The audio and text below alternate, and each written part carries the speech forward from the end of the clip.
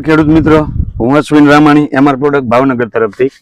તો આપણે એક વાડીની અંદર રિઝલ્ટ મળ્યું છે જે આપણી પ્રોડક્ટ વાપરેલ છે. તો શું પ્રશ્ન હતો એની અંદર શું રિઝલ્ટ મળ્યું એ બધું જ આપણે જે ભાઈ છે ખેડૂત એમના નામ મોઢે જ સાંભળીએ. પણ સૌથી પહેલા એમનું નામ, તમારું ગામ, તાલુકો અને જિલ્લો. મારું નામ સિંધવ દિલીપસિંહ હેમુભાઈ છે. થોડુંક જોરથી બોલજો. મારું નામ દિલીપસિંહ હેમુભાઈ છે. દિલીપ ગામ ચોકડી છે, તાલુકો ચુડા, જિલ્લો સુરેન્દ્રનગર. ગામ ચોકડી, તાલુકો ચુડા અને જિલ્લો સુરેન્દ્રનગર. ઓકે, તો શું નામ કીધું? દિલીપજી. દિલીપજી, આપણે આ કપાસની અંદર પ્રશ્ન શું હતો? પેલા તો કપાસની અંદર વધ વિકાસ બહુ નહોતી થતી, થળિયા કાળા પડી ગયેલા હતા અને કપા હાવ પીળા જેવો દેખાવતો હતો. પીળો ને લાલ થઈ ગયો હતો. મતલબ આ એટલે હજી કે ને કોલી કુણપની અવસ્થામાં જ શરૂઆતથી જ તે પેલા કપા લાલ થઈ ગયો. નકર લાલ થવાના પ્રશ્નો હોય છે આપણા બાજુ વિસ્તારમાં, પણ હાથમ આઈટમથી દિવાળી આજુબાજુના સમયગાળામાં. પણ આ વહેલો તો સમજો કે અત્યારે તો કપા લાલ થવો જ ન પડે. પણ એ જે કહેવાય આપણે આટલા વિસ્તારની જમીનના પ્રોબ્લેમ હોય કે વાતાવરણના પ્રોબ્લેમ, બધે દર વર્ષે આ પ્રોબ્લેમ હોય જ છે. તો આ કપા લાલ થઈ ગયો, પીળો થયો અને વૈધ વિકાસ નતો થતો. તો પછી એની અંદર તમે શું કર્યું? અત્યારે તો જો આપણે જોઈએ કે વિકાસ એ સારો છે. જો આપણે આટલો કપાસ છે, કડ સુધી આવવાની તૈયારીમાં છે. વિકાસ પણ સારો છે, ફાલે હારો પકડી લીધો છે, માલ હારો થયો છે અને પીળોય નથી, લાલય નથી. તો આની અંદર તમે એવું શું કર્યું દિલીપજી? અમે પછી અમારા એક મિત્ર છે, શૈલેષભાઈ કરીને છે, એમને મેં પૂછ્યું કે મારો કપાસ આવો થઈ ગયો છે તો એ દવાનું ઓલામાં જાય છે. તો એમને મારી વાડી આવીને આટો મારી ને પછી કીધું કે અમારી આ પ્રોડક્ટ તમે ઉપયોગ કરો, તમને રિઝલ્ટ સારું દેખાય પછી આખામાં તમે ઉપયોગ કરો.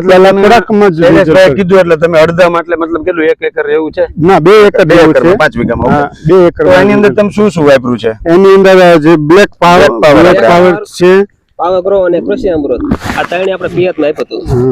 આ ત્રણે ભેગું કરીને તમે 2 એકરનું એક વાલનું ઝોન છે એની અંદર ડ્રીપમાં આપેલું છે. બરાબર. આ ઝોન હે ને, આ ઝોન થી ઓલી બાજુ આપણે આપ્યું છે અને આ બાજુ એમને બીજું પિયતમાં આપ્યું હતું. એટલે આપણે આ બાજુ કઈ આપેલું છે કે નથી આપેલું? એ બાજુ આપેલું હતું પણ એની કરતા આમાં રિઝલ્ટ બીજી કંપનીનું બીજું આપેલું તમે એગ્રોમાંથી લાવીને. અને આજથી આ જે સા છે ત્યાંથી આ બાજુનું આપણે આ બ્લેક પાવરગ્રો અને કૃષિ અમૃત આપ્યું છે. આની અંદર થી તમે કેટલી 2 પ્રોડક્ટ હતી, 3 થી કેટલી હતી? એની અંદર તમે 2 ને 4 લીટર જેવું ઓલું હુમિક ને એવું આવે ને એ ચડાવ્યું, બધું મિક્સ માં જવું. પણ એમાં તમે 4 લીટર ચડાવ્યું. 4 લીટર. અને આમાં જર ગણો આપણે 1 લીટર આ 500 આમ ગણો બધું થઈને 2 કિલો થયું. એનું અડધું જ થયું, મતલબ વસ્તુ અડધી, પણ છતાં રિઝલ્ટ એની કરતા સારું. તમને કેવો ફાયદો લાગે? આપણે જો કે નજર સામે બધાને બતાવી કે છે કે આ બાજુથી આ બાજુનું જોવો, આ બાજુ બતાવો સાહેબ.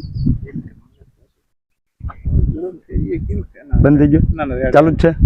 બસ અડધેથી આપણે આ બાજુની સાઈડ નું બતાવો. હા, કે આ બાજુ એમને જે 4 લીટર જે બીજી દવા પાયેલી છે એગ્રોની અંદર થી લાવીને આવી, અને આ બાજુ આપણું બ્લેક પાવરગ્રો અને કૃષિ અમૃત આપેલું છે. પેલા થી આખામ ચડાવવાનું કહેતા, મેં આખામ નથી ચડાવું, પેલા અડધામ ટ્રાય કરો કીધું, એટલે બે અડધા કરાયું. બરાબર. એટલે જ આપણે ખેડૂતોને કહીએ છીએ કે ભાઈ પહેલા સૌથી પહેલા 1 એકરમાં અથવા તો 2 એકરમાં અડધામાં વાપરો, કે જેથી કરીને આપણે આનો ફરક આજે આપણને કેમ નજર સામે જોયો હોય છે કે છીએ દિલીપજી. તો હવે કદાચ આપણે આખું બંધ કરીને બીજી વાર આખા ખેતરમાં પાવું હોય તો હવે આપણને ટેન્શન નહીં, કે નજર સામે આપણે રિઝલ્ટ જોઈ લીધું કે આ પાયું છે એમાં એટલો ફાયદો છે, બીજું પાયું છે એમાં પૈસા તો એને ખર્ચો થયો છે, એ કેટલાકનો ખર્ચો અંદાજે થયો? એનો ખર્ચો અને આના ખર્ચામાં 50% ડિફરન્સ છે.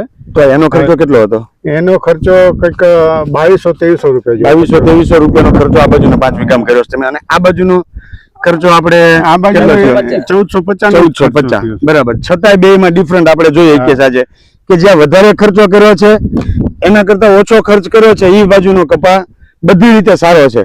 ફૂડ, કુણપ, ગ્રીનરી, વિકાસ, ફ્લાવરિંગ નો સ્ટેજ, આ સાપકા બંધાણા છે બધા જોવો, આમાં જોવો, બે માં બતાવો છે એટલે ખ્યાલ આવે. આપણે દવા આપી આટો મારો આવ્યો ને કપા થઈ જતા, આમાં ચાપકા જોવો અને આના આ ચાપકા જોવો છે, એવું નહીં ભાઈ અમે લાગત. એટલે બંધારણ ટૂંકમાં સારું થયું છે. ડિફરન્ટ એમનામ જ દેખાય છે. આ કડ આખી કડ જ પડી જાય, સેટેથી કોક જોવાનું એલા સેટેથી તો દેખાઈ જાય એવું છે. એટલે આ વસ્તુ વાપરીને તમને કેવું લાગ્યું દિલીપજી?